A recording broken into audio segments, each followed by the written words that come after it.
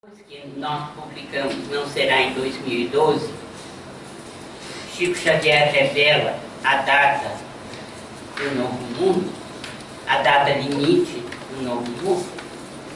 Nós temos feito várias palestras sobre isso e resolvemos então trazer no dia de hoje uma delas, para que a gente possa relembrar alguns fatos, mas principalmente para que a gente possa se preparar, uma vez que não está muito distante, né, a data limite.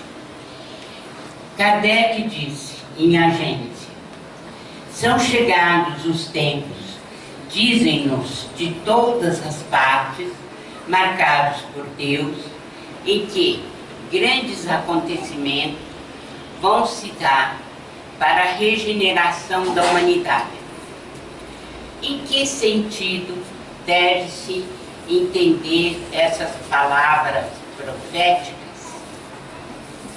Para os incrédulos, nenhuma importância tem.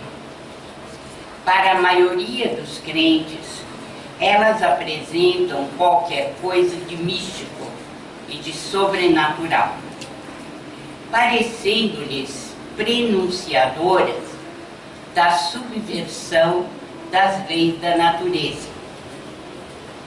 Ambas as interpretações são errôneas. Os materialistas, segundo o que nós temos em Allan Kardec em A Gênese, eles negam a providência divina. E os místicos, aqueles que levam tudo para o lado mais do miraculoso, não creem no cumprimento das leis divinas, das leis proféticas. Então, nós temos que decidir, nós espíritas, de que lado estamos. Os homens, diz Kardec, com a sua inteligência, chegaram a resultados que jamais haviam alcançado, sob o ponto de vista das ciências, das artes e do bem-estar material. Resta-lhes ainda um imenso progresso a realizar, o de fazerem que entre si reine a caridade, a fraternidade, a solidariedade, que lhes assegurem o bem-estar moral. E aqui, Kardec é bem enfático e coincide com tudo quanto tivemos através de Emmanuel, Humberto de Campos e nossos benfeitores espirituais através de Chico Xavier. Ele prossegue dizendo: já não é somente de desenvolver a inteligência o de que os homens necessitam, mas de elevar o sentimento. E para isso, faz-se preciso destruir tudo o que superexcite neles o egoísmo e o orgulho. Nitidamente, Allan Kardec está dizendo que a humanidade deu um grande passo em matéria de inteligência. Inteligência e, consequentemente, tecnologia. Mas o atraso é visceral quando se fala em amor, em sentimento. Daí a necessidade de apagar, destruir tudo aquilo que foi construído na base do egoísmo e reconstruir na base do amor.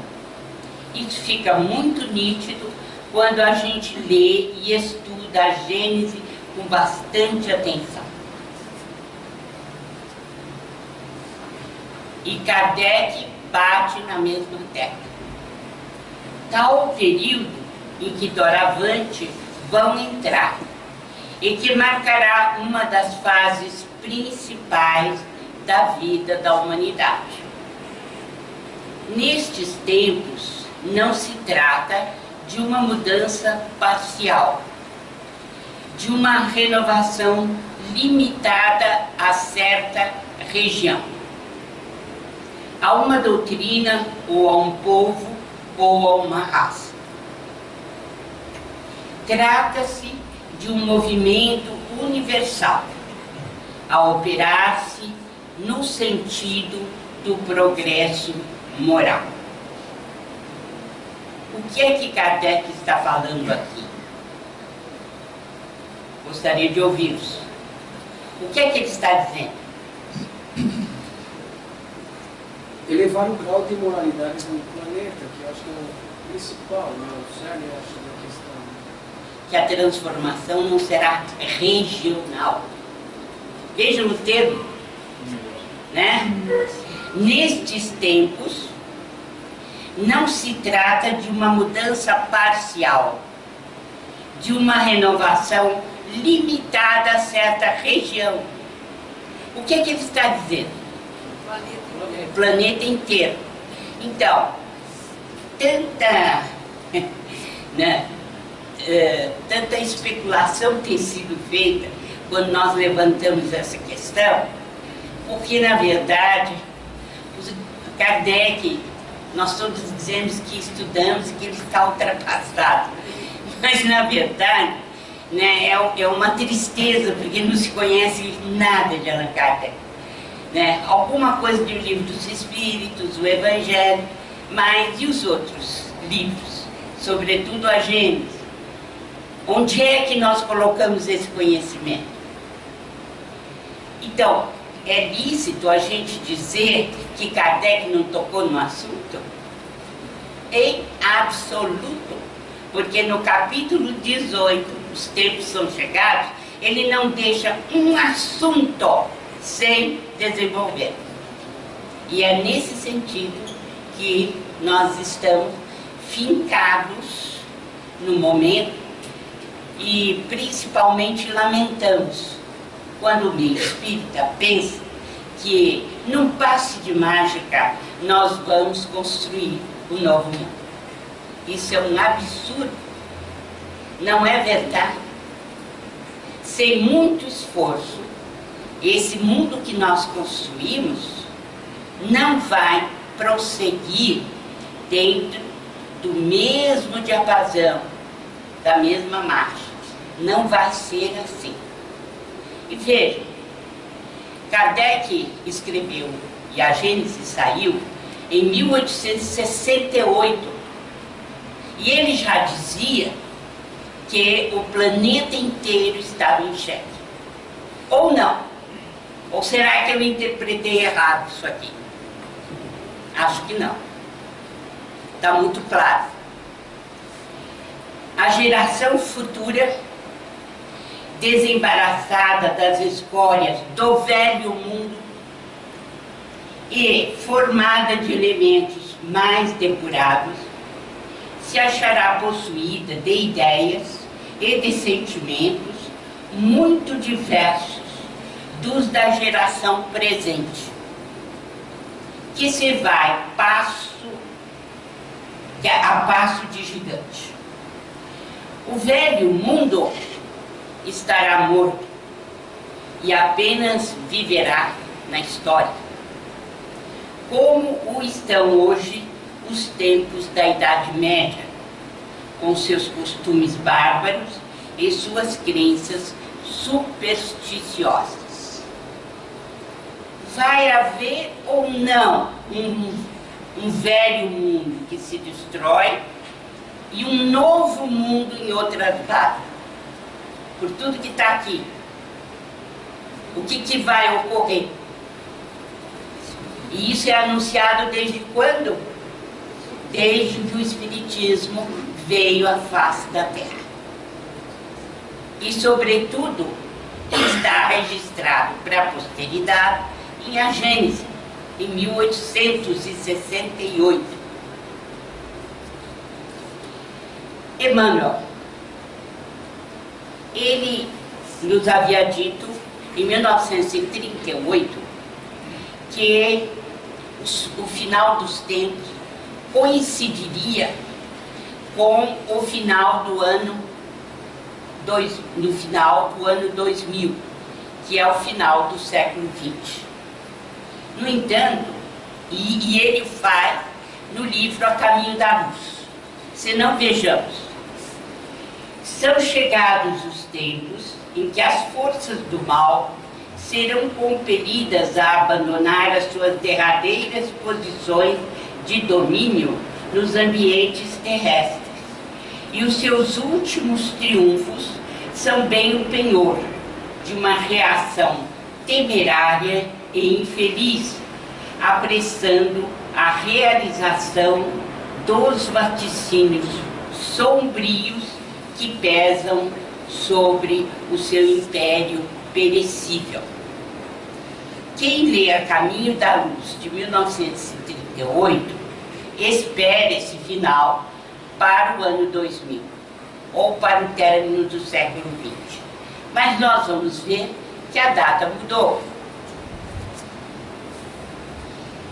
Bom, como é que nós ficamos sabendo que a data mudou?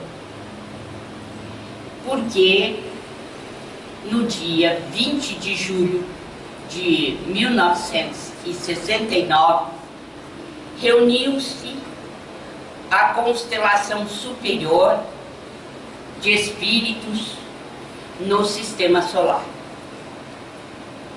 E o anfitrião era nosso Senhor Jesus Cristo. Por que em 20 de julho? Porque de 19 para 20 de junho nós conquistamos a Lua. Como todos sabem, um feito extraordinário da ciência. E isto determinou a reunião dos espíritos sábios e eleitos do Senhor, que dirigem os planetas do sistema solar. Então, nas altas esferas do planeta Terra, reuniram-se os espíritos responsáveis, aqueles que são da mesma evolução que o Cristo, reuniram-se eles para decidir os destinos do sistema solar. Então, conta Chico, depois de muitos diálogos e debates entre eles, foram dadas diversas sugestões. E ao final do celeste conclave, a bondade de Jesus decidiu conceder uma última moratória para a atual civilização no planeta Terra. Todas as injunções kármicas previstas para acontecerem ao final do século XX foram então suspensas pela misericórdia dos céus, para que o nosso mundo tivesse uma última chance de progresso moral. Nessa explicação do Chico, então, está, para todos nós a informação de que tudo aquilo que Emmanuel previra para o final do século XX seria adiado. Então nós não teríamos os grandes cataclismos previstos para essa fase. Continua Chico. Nosso Senhor deliberou conceder uma moratória de 50 anos à sociedade terrena, a iniciar-se em 20 de julho de 1969 e, portanto, a findar-se em julho de 2019. Não será em 2012, e não foi, mas será em 2019. Por quê? Porque o anfitrião da reunião pediu aos seus pares, aos espíritos de escola, que concedessem à Terra 50 anos a partir daquela data. Ordenou Jesus, então, que seus emissários celestes se empenhassem mais diretamente na manutenção da paz entre os povos e as nações terrestres, com a finalidade de colaborar para que nós ingressássemos mais rapidamente na comunidade planetária do Sistema Solar, com um mundo mais regenerado ao final desse período.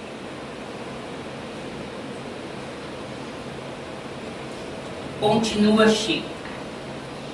Segundo a imposição do Cristo, as nações mais desenvolvidas e responsáveis da Terra deveriam aprender a se suportarem umas às outras, respeitando as diferenças entre si, abstendo-se de se lançarem a uma guerra de extermínio nuclear. Do que Chico está falando? A Terceira Guerra Mundial. Então, foi um pedido de Nosso Senhor Jesus Cristo que nos fosse dada uma concessão de 50 anos a partir daquela data, e somente se não tivéssemos a Terceira Guerra, é que a transformação do velho mundo dar-se-ia de uma forma menos violenta. Mas vamos lá. A face da Terra deveria evitar a todo custo a chamada Terceira Guerra Mundial. Segundo a deliberação do Cristo, se e somente se as nações terrenas, durante este período de 50 anos, aprendessem a arte do bom convívio e da fraternidade, evitando uma guerra de destruição nuclear, o mundo terrestre estaria, enfim, admitido na comunidade planetária do Sistema Solar como um mundo em regeneração.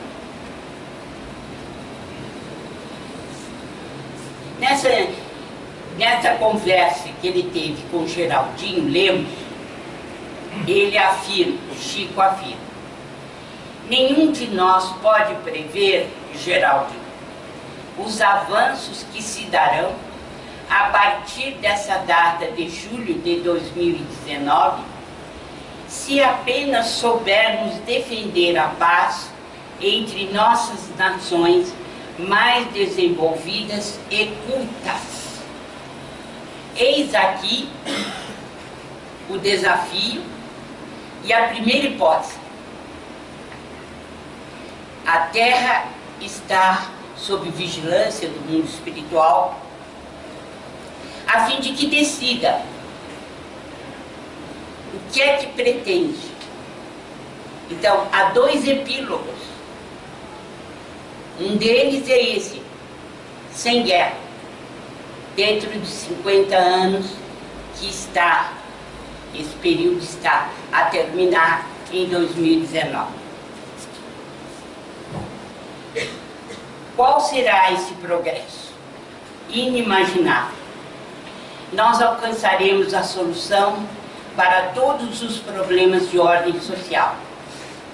A pobreza e a fome estarão extintas.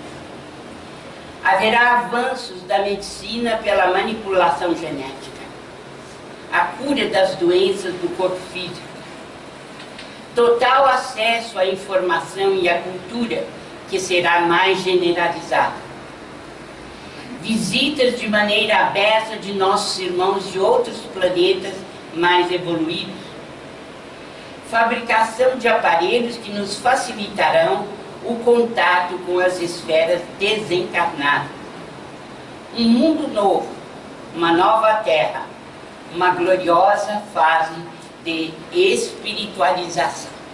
Esta é a primeira hipótese: não termos guerra.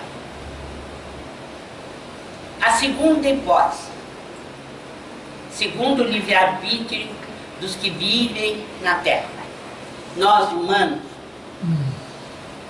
Geraldinho, caso a humanidade encarnada decida seguir o infeliz caminho da Terceira Guerra Mundial, uma guerra nuclear de consequências imprevisíveis e desastrosas, aí então a própria Mãe Terra, sob os auspícios da vida maior, reagirá com violência imprevista pelos nossos homens de ciência. O homem começaria a Terceira Guerra, mas quem iria terminá-la seriam as forças telúricas da natureza, da própria Terra, cansada dos desmandos humanos. Eis, pois, a segunda hipótese. Como sempre, o livre-arbítrio, tanto individual como coletivo, é respeitabilíssimo pelo plano superior. Nem os espíritos mais evoluídos são capazes de dizer agora qual é o desfecho. Eles ainda esperam, porque há o livre-arbítrio do homem, a livre determinação das nações. Bem, o diagnóstico nosso é feito pelos nossos maiores. E um dos espíritos mais lúcidos que analisou a nossa condição foi o Eusébio, um espírito de grande luminosidade que faz a sua preleção no livro No Mundo Maior. Se nós, seres humanos, quisermos ter um raio-x da nossa situação atual, temos que ler e reler a preleção de Eusébio, segundo capítulo do livro No Mundo Maior. Entre as coisas que Eusébio diz, que são várias páginas, ele informa o seguinte: cantávamos hinos de louvor com Krishna, aprendendo o conceito da imortalidade da alma, à sombra das árvores augustas que aspiram aos cimos do Himalaia. E descíamos logo depois ao vale do Ganges, matando e destruindo para gozar e possuir. Soletrávamos o amor universal com Siddhartha Gautama e perseguíamos os semelhantes em aliança com os guerreiros singaleses e hindus. Fomos herdeiros da sabedoria nos tempos distantes da Esfinge e, no entanto, da reverência aos mistérios da iniciação, passávamos a hostilidade sangue sedenta nas margens do Nilo. O que é que ele quer dizer com esse simples trecho? O que ele quer dizer?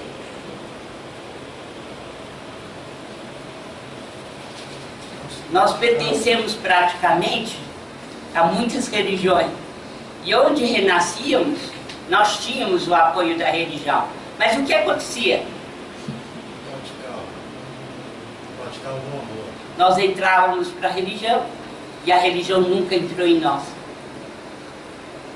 Não se dá o mesmo agora? Será que houve tanta melhoria assim?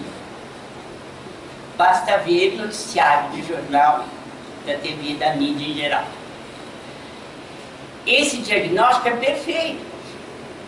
Não apenas quando ele escreveu, quando saiu o livro, em 1947, mas é para os dias de hoje. Onde está o que aprendemos na religião? O que é que nós estamos fazendo na religião?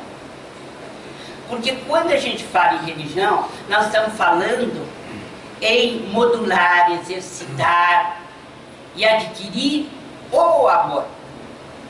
Porque é a religião quem nos faz crescer para Deus, adquirir humildade, adquirir amor. Não é a ciência. Por isso que estamos nesse estado lastimado. nossos compromissos com a religião, até os dias de hoje, têm sido pífios, apenas pro forma. Ninguém muda, ou muda pouco. Então, não basta crer na imortalidade da alma, diz Eusébio. Eu preciso praticar a religião.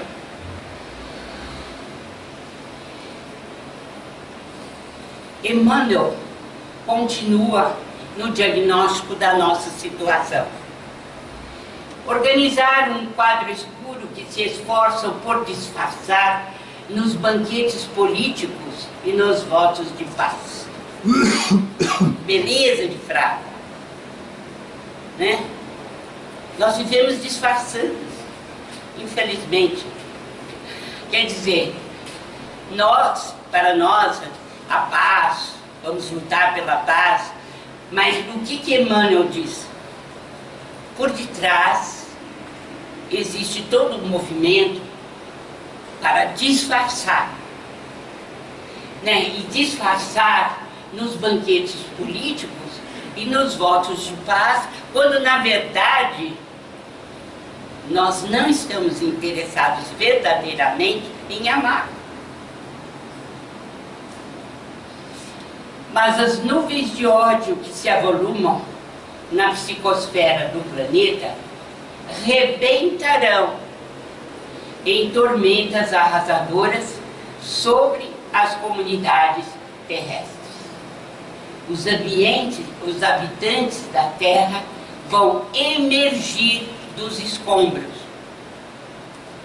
Quer dizer, tudo tem um preço. Nós achamos que os nossos disfarces, que a nossa hipocrisia não tem consequências, mas tem. Então, tudo aquilo que nós não conseguimos fazer no campo da paz, o que é que resulta em nuvens sobre as nossas cabeças, que eles descerão sobre nós, né, e nos levarão para os escombros, segundo o que diz Emmanuel. Então, esse é o retrato das nações poderosas de hoje. Disfarçam nos banquetes políticos e nos votos de paz, sem se organizarem verdadeiramente para a paz. Interesse mais efetivo, diz Emmanuel, para a fixação de valores morais em nossa personalidade terrena, de conformidade com os padrões estabelecidos no Evangelho de nosso Divino Mestre. Esta é a resposta quando perguntaram a ele como é que nós deveríamos nos preparar para enfrentar esta situação. O que é que ele respondeu? Que nós precisamos fixar valores morais. Não precisa sair, montar esconderijo, colocar comida, porque isso tudo é balela diante de uma situação terrível. O que nós precisamos, como seres imortais, é nos prepararmos para a fixação dos valores morais em nossa personalidade. Não importa se não existe uma ressonância no restante do mundo. O importante é o nosso compromisso com Deus. Isso importa. Bom, é assim que nós montamos então o que toca a cada um de nós. O exemplo de cada um na construção do reino de Deus na Terra. Né? Então, como nos prepararmos para a construção de um mundo novo? Mortos ou desencarnados, a situação é a mesma. Ninguém morre. Todos nós estamos empenhados na mesma situação. Transformar esse mundo velho esboroa, o mundo velho vai para os escombros, mas nós temos que construir um mundo novo.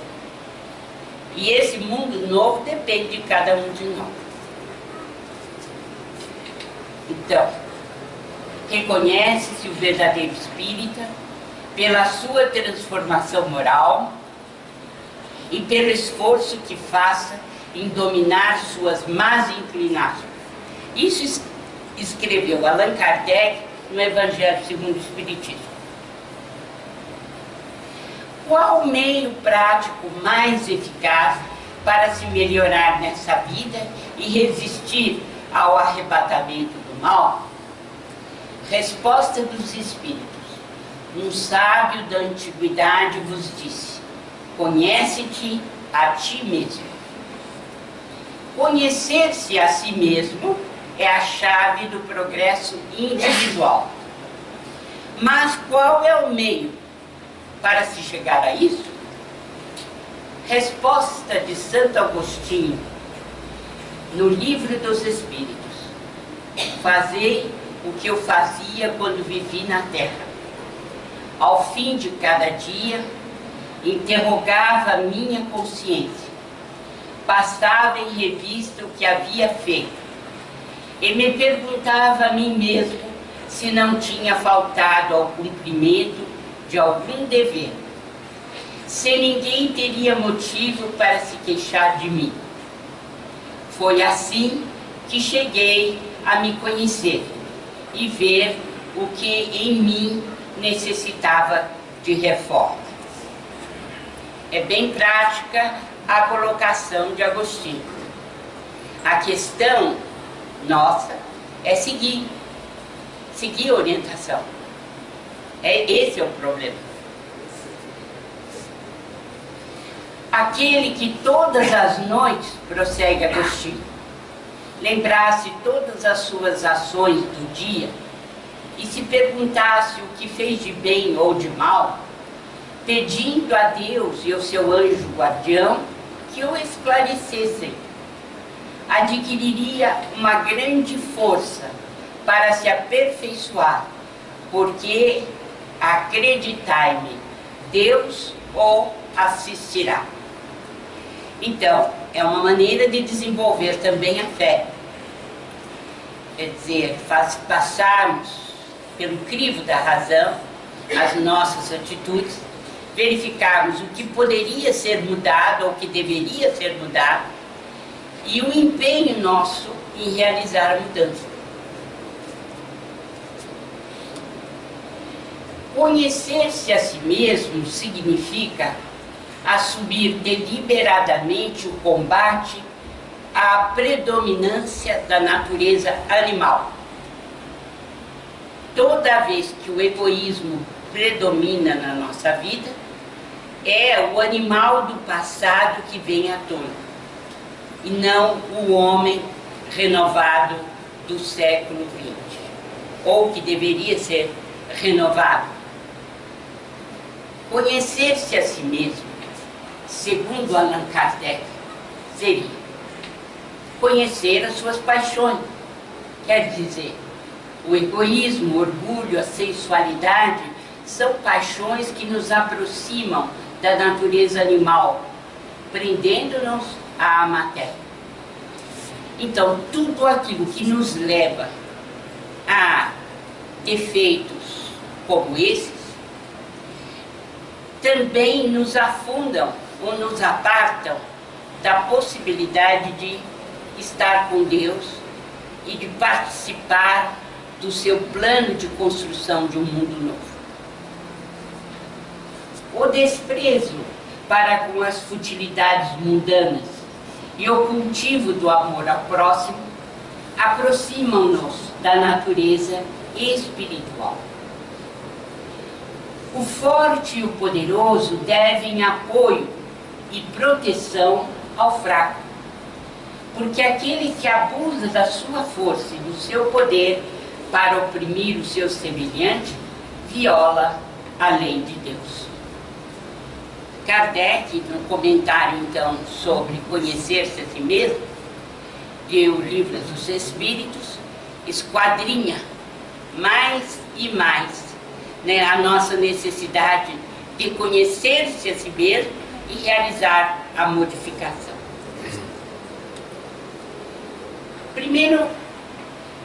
vamos ver que é preciso conhecer-se pela autoanálise, que é um processo sistemático e permanente de autoeducação e remodelação do mundo íntimo. Então, quando nós entramos para o Espiritismo, nós começamos a fazer a autoanálise. No que eu errei? Em que momento eu agi erroneamente para com o meu semelhante? Como é que eu devo fazer para modificar a conduta? E aí, se o nosso conhecimento do Espiritismo é sincero, e se nós queremos realmente produzir, nós deixamos de lado aqueles defeitos que nós temos e passamos a encarar a nossa renovação para valer. Nós nos esforçamos para melhorar cada dia, cada instante. Conhecer-se a si mesmo pode ser através da autoanálise, que é o diagnóstico íntimo, com o apoio do estudo e da estratégia. Ou realizarmos o autoaprimoramento, substituindo os defeitos por virtudes. E de vez em quando é preciso fazer a autoavaliação. O melhor seria fazer diariamente, não é? Por quê? Pela autoavaliação, nós vamos sabendo se realmente nós estamos nos esforçando e se os resultados são bons. Eu acho que cada um de nós aqui nessa sala tem respostas para isso. Nós sabemos quando erramos e temos consciência disso. Como diz Eusébio, é chegado um momento em que a humanidade precisa fazer com que a religião entre dentro de si e o modifique. Esse é o momento. E o momento, por quê? Porque somente aqueles que agasalham o amor, que armazenam o amor, têm condições de construir um mundo novo.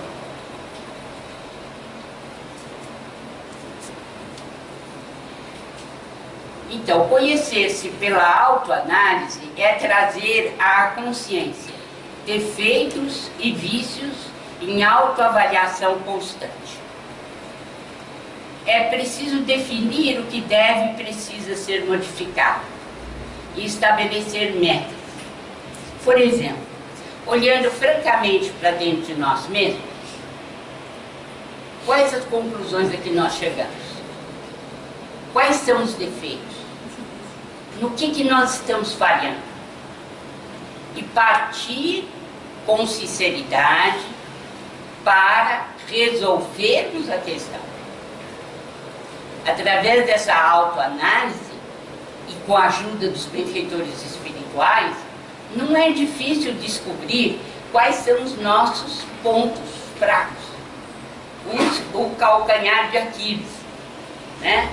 Então, nós precisamos trabalhar com sinceridade na mudança dos nossos defeitos para virtudes, para qualidades. Somos o produto das nossas escolhas. Veja que coisa séria isso. Porque comumente a gente diz, eu não sei porquê, vira e mexe, eu faço tudo igual. Não, você escolheu. É sua escolha. Você quis. A base da transformação são os ensinamentos cristãos. Nunca devemos nos esquecer que Jesus é o modelo e guia da humanidade. Dele não podemos nos apartar. Acho que cabe dizer como que andas e divididos. É verdade. Vemos erros e defeitos dos que nos rodeiam e somos incapazes de perceber nossos próprios erros. Não existe verdade maior que essa. Quantas vezes nós começamos a comentar defeitos da personalidade de outras pessoas, achando que estamos fazendo uma grande coisa. E temos muito piores.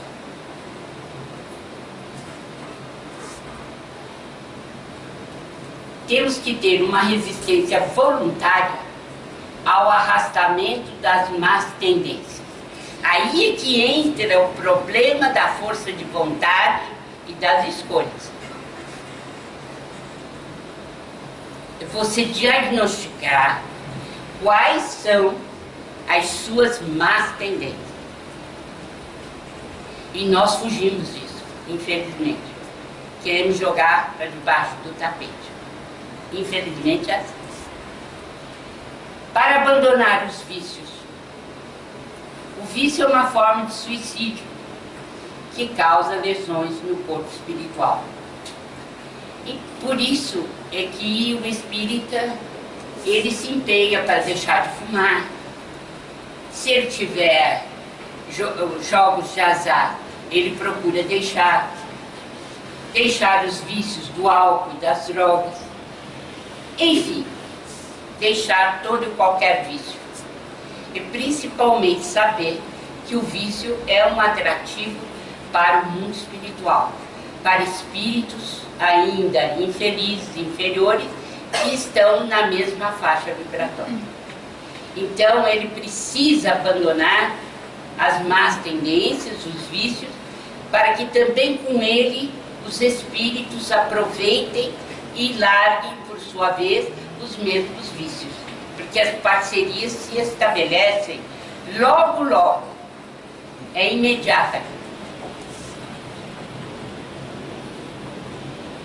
Como é que a gente faz para substituir defeitos por virtudes? Que é o que nós estamos querendo.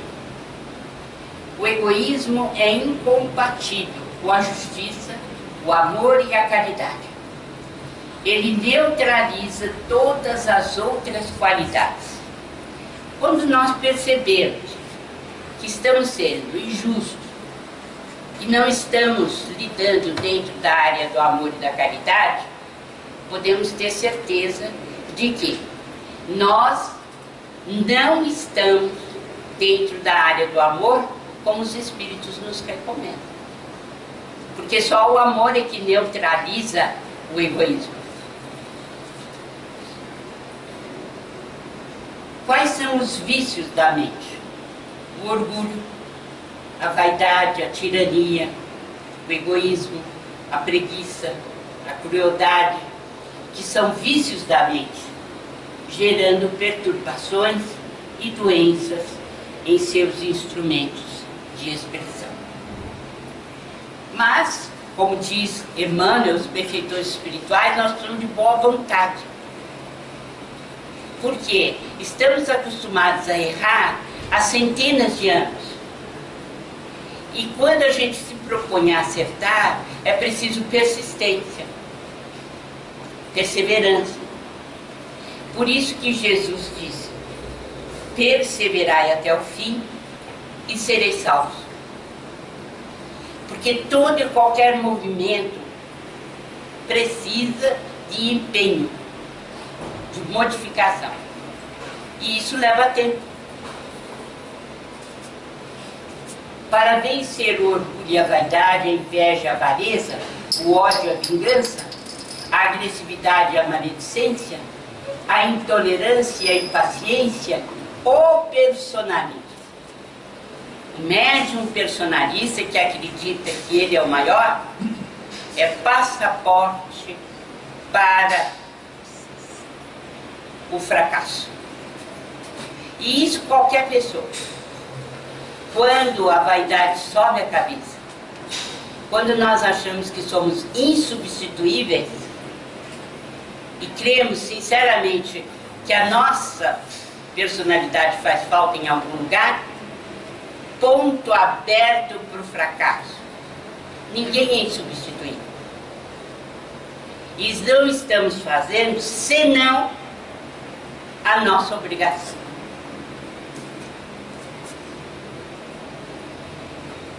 O sofrimento também nos faz conhecer a nós mesmos. O O que seria de nós se o leito de dor não nos livrasse do orgulho desmedido, do egoísmo feroz? Conhecer-se através do sofrimento seria,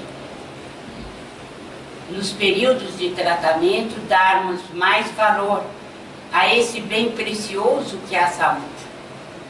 Mudarmos hábitos nocivos, modificando a conduta desastrosa. Nós precisamos dar maior valor aos mínimos gestos de carinho. Emitirmos irradiações íntimas de alto poder espiritual. Quando nós aproveitamos o sofrimento, nós aprendemos nos caminhos da gratidão. Agradecemos cada gesto dos nossos seres irmãos em humanidade, que nos vem trazer um óbolo, que nos vem trazer uma palavra de amor, de carinho. E os leitos dos hospitais estão repletos de pessoas que, como nós mesmos, que já passamos pelos mesmos leitos, aprendemos a baixar a crista, a deixar o orgulho de lado, a aceitar o sofrimento e a evoluir. Então, não basta o arrependimento, são necessárias a expiação e a reparação. A reparação consiste em fazer o bem àqueles a quem se havia feito mal.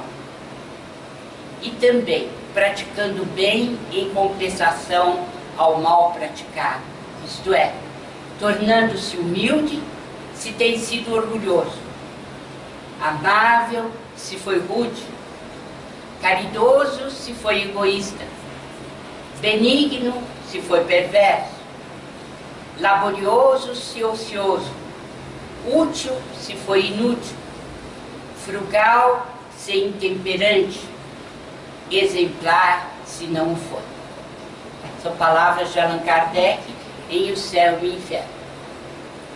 O dever começa precisamente no momento em que ameaçais a felicidade e a tranquilidade do vosso próximo, e termina no limite que quererias alcançar para vós mesmos. Então, nós temos que ser essa disposição firme e constante para a prática do bem. Nada exprime melhor o pensamento de Jesus. Nada melhor resume os deveres do homem do que esta máxima de ordem divina. Fora da caridade não há salvação. É por isso que o Espiritismo nos manda concentrar na caridade. Porque a caridade é o amor em movimento. E esse mundo ou terá amor ou não existirá. Se nós quisermos nos preparar para a construção de um mundo novo, nós temos de ter a responsabilidade de mudar, de realmente seguir Jesus nos seus ensinamentos. E finalmente termino com o próprio Chico dizendo: vamos todos vibrar pela paz. Vamos orar para que não tenhamos surpresas desagradáveis, para que não tenhamos conflitos, desajustes e desesperos inúteis. Porque nós precisamos de união e de trabalho cada vez mais intenso. Vibremos para que o mundo permaneça em paz. Sabemos que diante do Divino Mestre a separação não existe, que todos estamos ligados uns aos outros, e que por isso mesmo o próximo mais próximo é sempre aquela pessoa a quem devemos mais amor, mais tolerância, às vezes, quem sabe, mais perdão, mais entendimento, para que a fraternidade não seja um mito em nosso mundo. Vamos todos vibrar pela paz. Era a palestra que eu queria trazer para vocês antes do início do Evangelho segundo o Espiritismo, que será estudado a partir de fevereiro, e que nos lembremos sempre, né, de que a nossa principal obrigação no momento é sermos cristãos espíritas. E isso resume tudo.